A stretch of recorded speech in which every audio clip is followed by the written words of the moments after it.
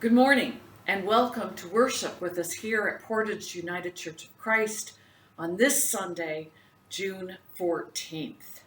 Just a reminder to everyone, especially those of you who are not members of PUCC, if you'd like to learn more about our church, please check out our website, portageucc.org. You can learn about who we are and how we engage with our community. And for everyone who goes to our site, there is an opportunity to click the donate button and help support the ministries of our church. Today we begin a new 6-week worship series called Beguiled by Beauty, Cultivating a Life of Contemplation and Compassion. I realize this probably sounds a little counterintuitive, given the current context of our community, of our nation, and of our world. We are still not free from the fear of the coronavirus pandemic, and we are still not free from the actuality of racial injustice and all the protests that have erupted in the wake of the murder of George Floyd.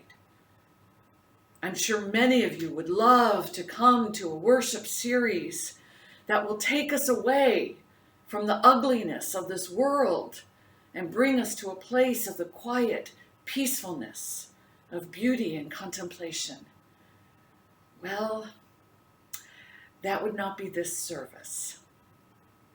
This worship series is not going to offer us a time of escape, but instead invite us to return to that divine goodness that is the ground of our being. This worship series is not about disconnecting from the ugliness of our world.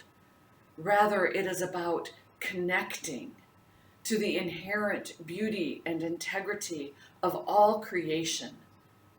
And in doing so, finding the resilience to actually engage our world from a place of radical compassion.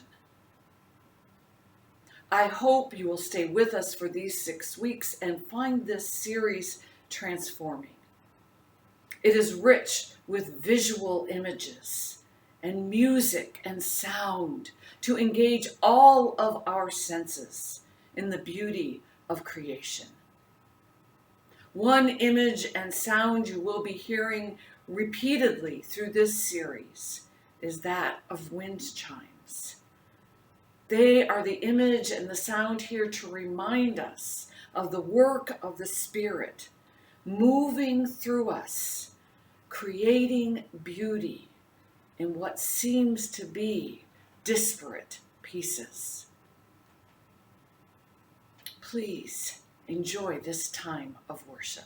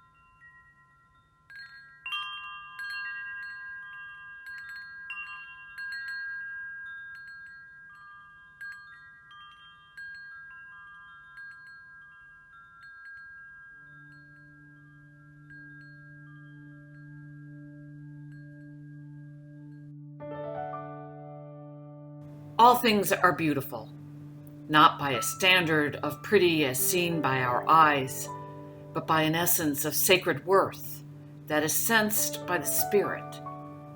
This is the root and heart of compassion and justice.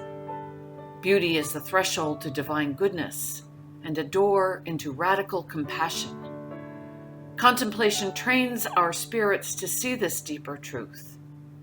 Over the next 6 weeks, we will pursue a contemplative life to deepen our spiritual capacities so that we might live as beloved children of God who extend goodness in the world.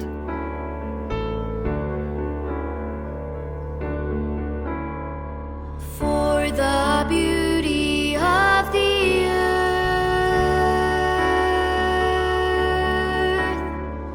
for the glory of the skies, for the love which from our birth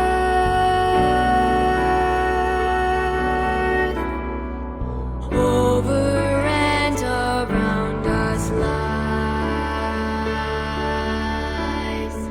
God of all, to thee we raise this our hymn of grateful praise.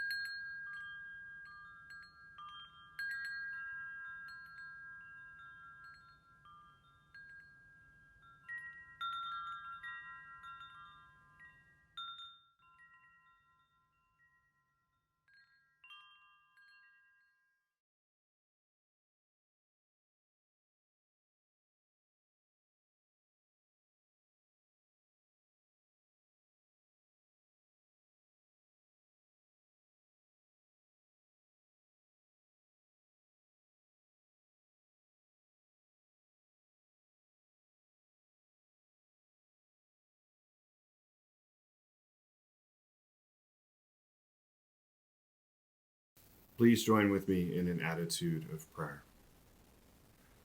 Divine goodness, Holy One, pause us for this moment. Bear us up in this time. Hold us for eternity. We offer ourselves in connection with you. We allow ourselves this love from you. We release ourselves into your presence. And all the people say, Amen.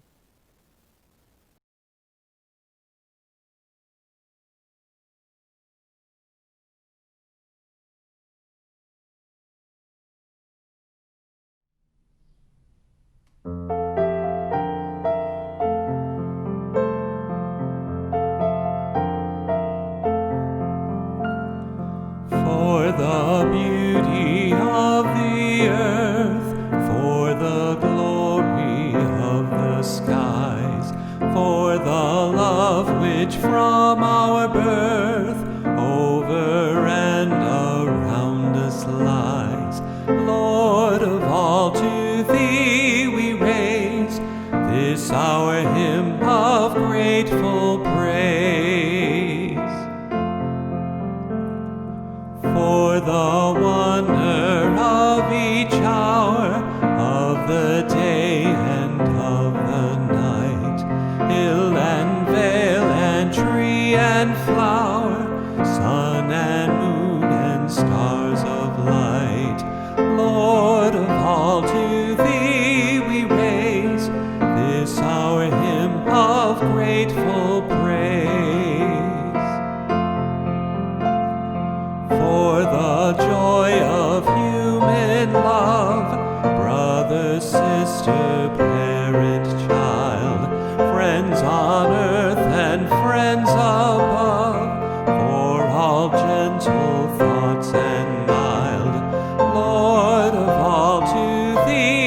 we raise this our hymn of grateful praise. For thy church that evermore lifteth holy hands above, offering upon every shore her pure sacrifice of love. Lord of all, to thee we raise this our hymn of grateful praise. For thyself, best gift divine, to the world so freely given, for that great, great love of thine, peace on earth and joy in heaven. Lord of all, to thee we raise this our hymn of grateful praise.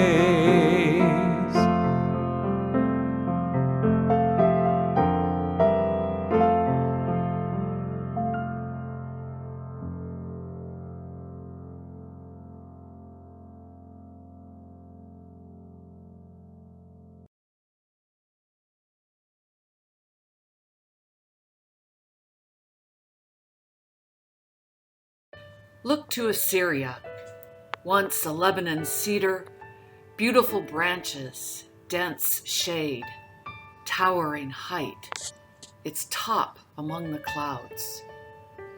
Springs nourished it, and deep waters made it grow tall. Their streams flowed around its base, sending their channels to all the trees in the countryside. So it towered high above every other tree of the field. Its boughs grew larger and its branches extended out, nourished by an abundance of water. All the birds of the air nestled in its boughs. Under its branches, wild animals gave birth to their young. All the great nations thrived in its shade. It was majestic in its beauty, with its spreading boughs, its roots reaching deeply into an abundance of water.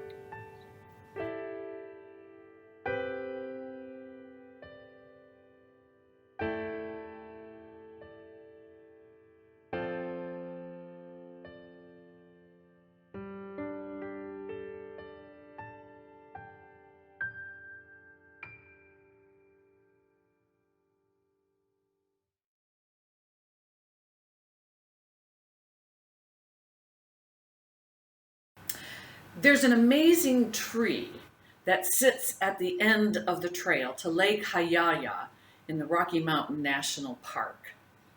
It's a gnarly old tree, said to be the oldest in the park and estimated to be close to 600 years old. It's all twisted and knotted, and the most remarkable thing of all about this tree is that it's growing out of a boulder.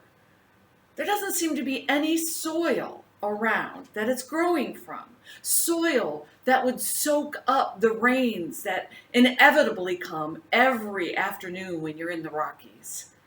Soil that would soak up the melting snows in the springtime. This tree is growing out of a huge boulder. Now think a minute about how a tree or any plant gets the water it needs. It doesn't drink it in from its leaves or soak it in through its bark. It drinks it in from its roots.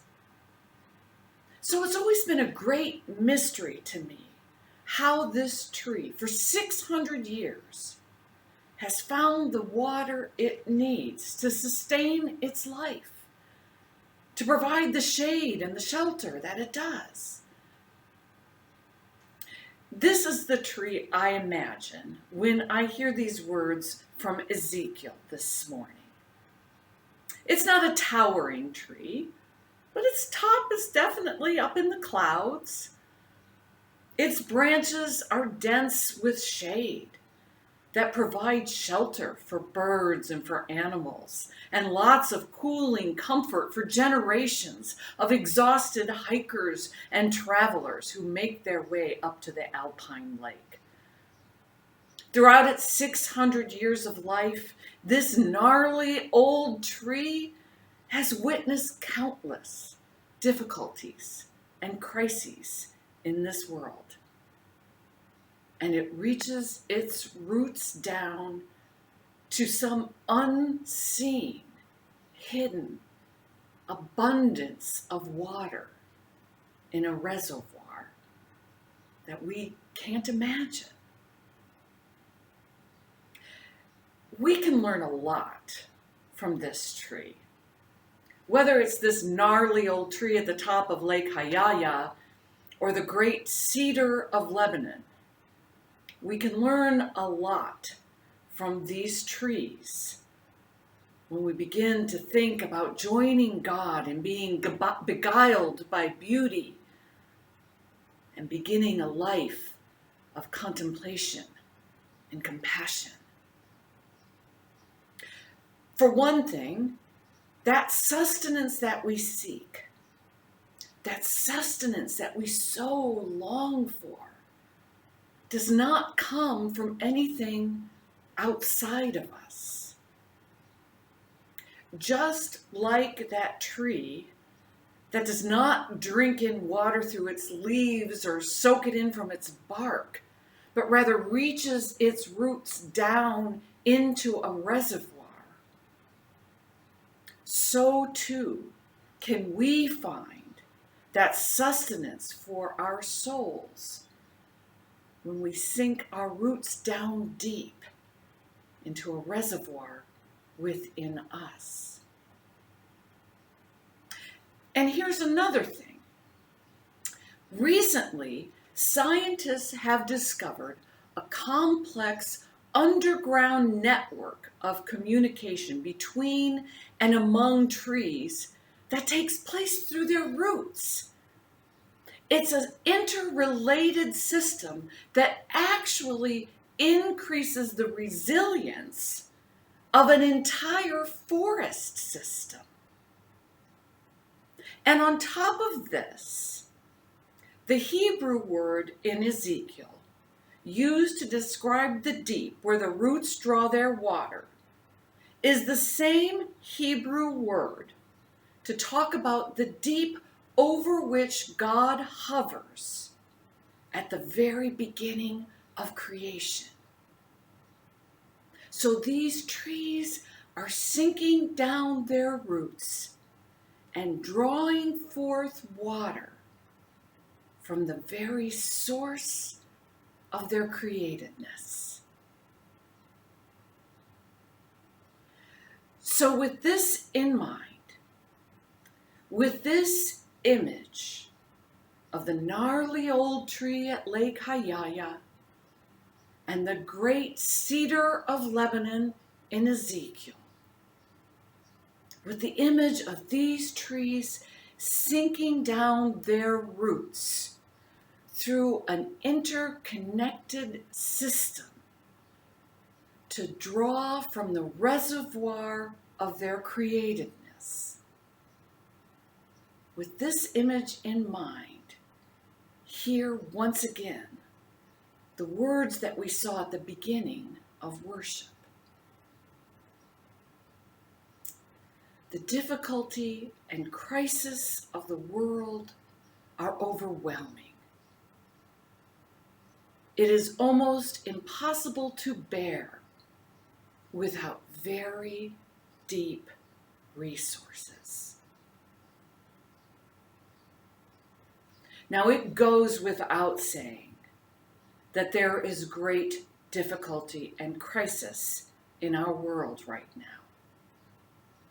And I'm sure all of us have found many ways to try to escape, even for a few moments, to disconnect our minds and our spirits and our bodies from these crises. A good Netflix binge always does me a lot of good. I know other folks who will like to take a hike or a walk or a run. Some of us like to indulge in a nice glass of wine. Others of us might like to go out and work in the garden or work a puzzle. Often, when we find ourselves going through a period of running ourselves ragged because of a hectic work or family schedule, or running ourselves ragged because of the impact of the difficulty and crises in our world, we talk about our cup being empty. We talk about feeling drained. So we turn to these types of things that offer us escape because they fill us up. They make us feel replenished. And they work for a while. Until before we know it, our cup is empty once again. So how about if we try living like a tree? And instead of relying always or only on escaping and disconnecting, what if instead we sink our roots down deep into that reservoir within and connect? Because you see, this is what happens when we sink the roots of our spirit down deep into the reservoir of divine goodness that God placed within us from the dawn of time. We become connected in that root system of creation. And we find that resilience to engage the world with compassion. We begin to see with the eyes of our spirit the inherent beauty and integrity of all things and all people.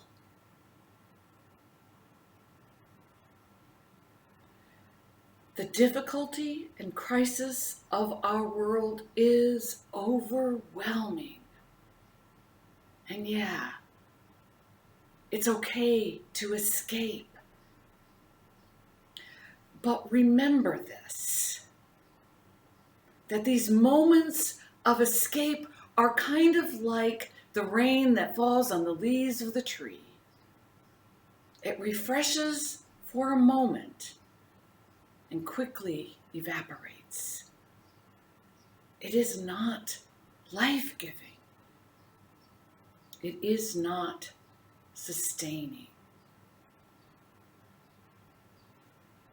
The difficulties and crises are impossible to bear without very deep resources, sinking the roots of our spirit into the reservoir of God's divine goodness. It is then that we will become like the great cedar of Lebanon, nourished and connected in our roots, offering comfort and shelter amidst crisis and great difficulties, and beguiling the world with our beauty and our strength.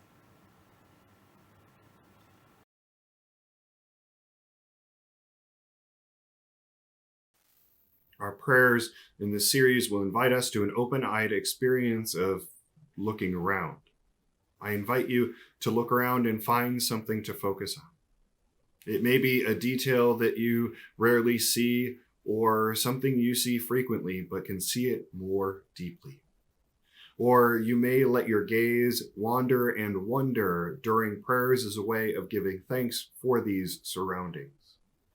Looking around, whether we do that with our eyes or our other senses is how we notice the beauty in the world. It's how we notice the beauty in all the people we encounter, but also how we notice the suffering and are called to intercede in prayer for the healing of all. During our prayers, I'll offer up petitions to God. And after each petition, I invite you to respond with, "Hear our prayer." Please join with me in an attitude of prayer. For those who are experiencing the loss of loved ones, for those who are sick and recovering, for those who are caring for loved ones who are sick at home, for those who are caring for persons in medical care, for those who are separated from loved ones,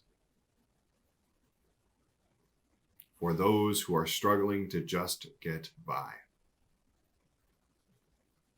for those who are feeling alone and isolated, for those who are helping and are so very tired,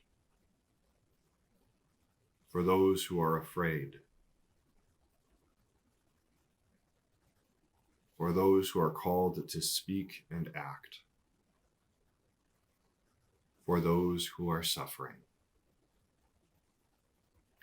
for those who are in trouble, for those who are in leadership. Let us continue with the words that Jesus taught us to pray.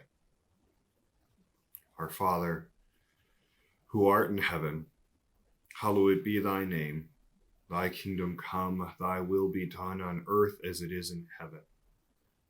Give us this day our daily bread, and forgive us our debts as we forgive our debtors. And lead us not into temptation, but deliver us from evil. For thine is the kingdom, and the power, and the glory forever. Amen.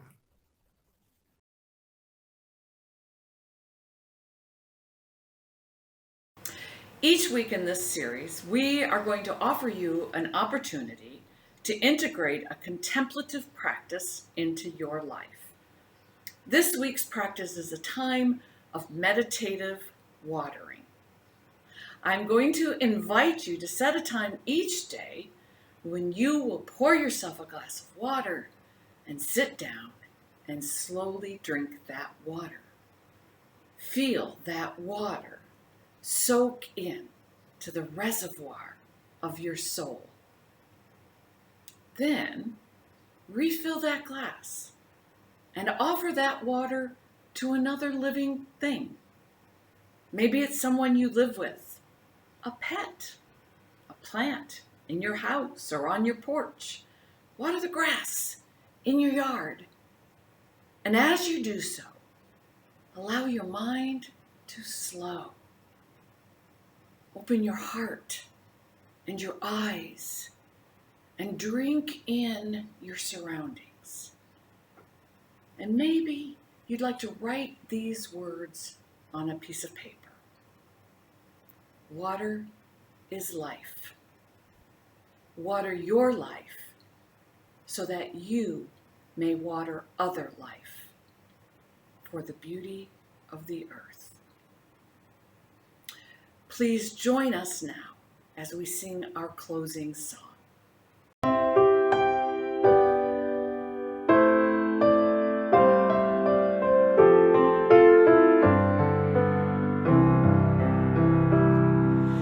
As the deer pants for the water, so my soul longs after you.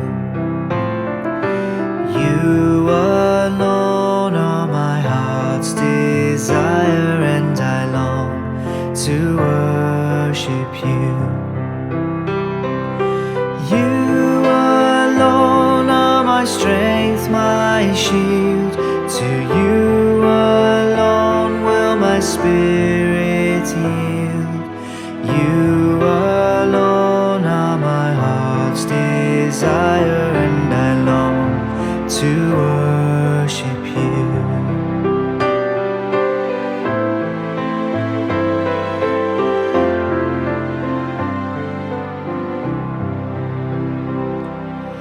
You're my friend and you are my brother, even though you are a king.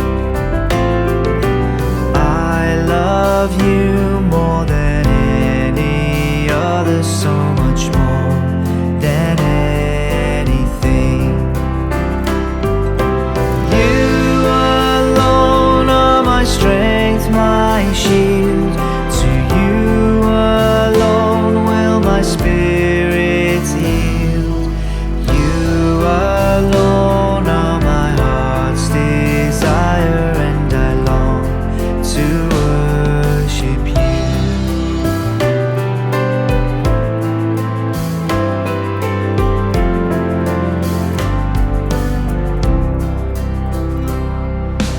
I want you more than gold or silver, only you can satisfy.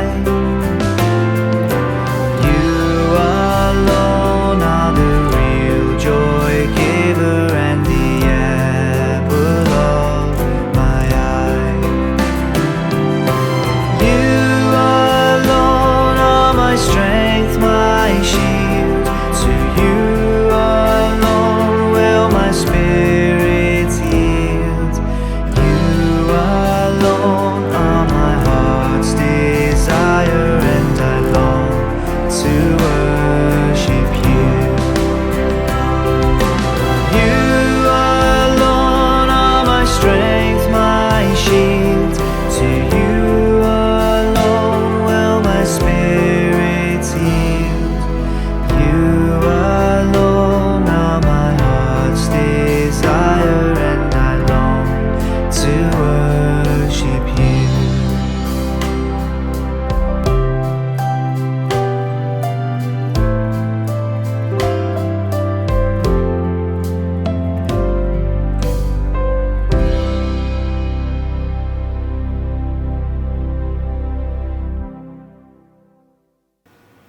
The world is so varied and beautiful.